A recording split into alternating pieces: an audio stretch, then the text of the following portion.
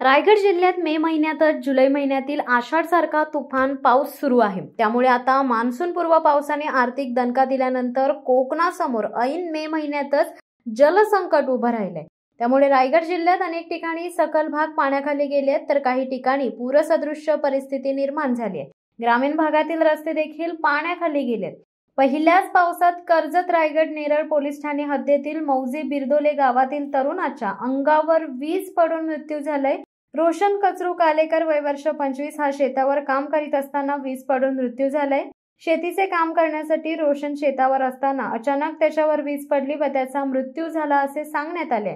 ग्रामस्थांनी तलाठी कार्यालय तसेच तहसीलदार यांना कळवले, परंतु पोलीस प्रशासनाला कळवले नाही। तरी देखील सदर ठिकाणी पोलीस प्रभारी अधिकारी शिवाजी ढवळे गुडघाभर पाण्यातून पोहोचले असून पुढील कायदेशीर कारवाई करीत आहेत। रोशन याला शवविच्छेदन करण्यासाठी नेरळ प्राथमिक आरोग्य केंद्र येथे नेण्यात आल्याची माहिती देखील समोर आली आहे। शिवसत्ता टाइम्ससाठी संदेश साळुंके, नेरळ। दे धडक बेधडक वृत्त देणाऱ्या आपल्या शिवसत्ता टाइम्स न्यूज चॅनलला लाल बटन दाबून सबस्क्राईब करा आणि बेल आयकॉनला क्लिक करायला विसरू नका।